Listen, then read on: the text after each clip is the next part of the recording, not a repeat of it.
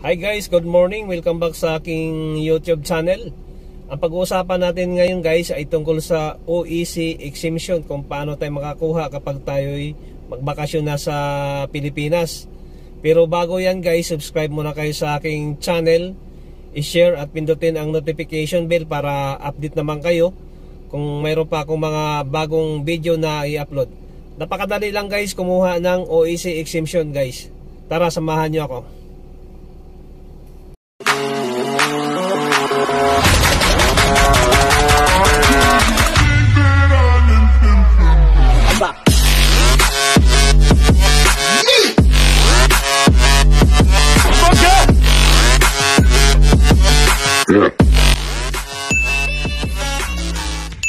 Ayan, pupunta na tayo sa Google.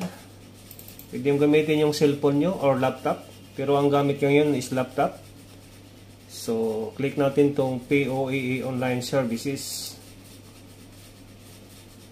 Click natin tong website.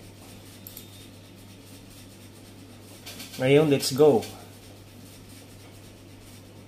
Click natin pababa. Enter email. I-enter ko na yung email ko.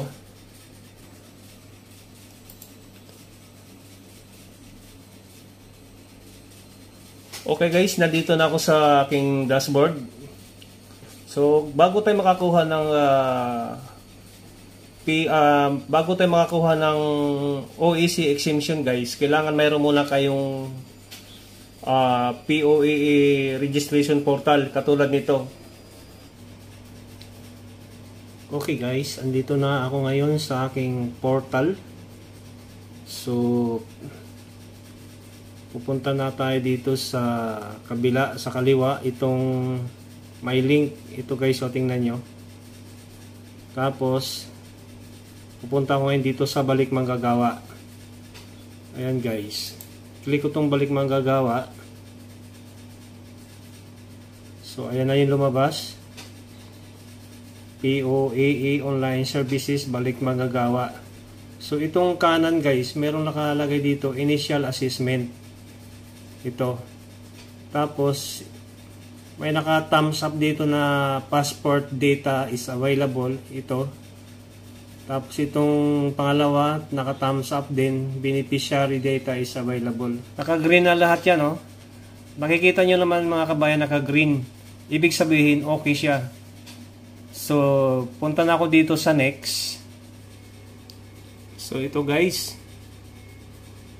Na pindot na nating next. So ito na yung lumabas.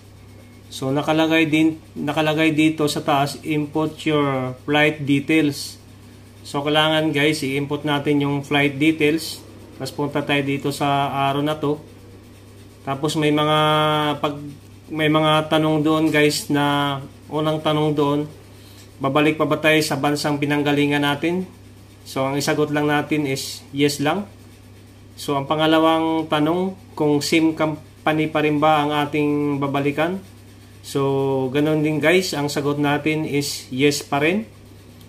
Tapos, so pindutin lang natin tong next. Tapos guys, pag na-next nyo na, ito na yung lalabas, oh. Itong, kasi nandito kasi ako sa Dubai, lumalabas dito, United Arab of Emirates. Isagutan nyo lang tong mayroong tanong dito, country, city, kung saan bansa man kayo, tapos yung contract start, kung kailan kayo nag-start ng iyong kontrata, tapos itong duration ng iyong contract, kung ilang taon, tapos itong period,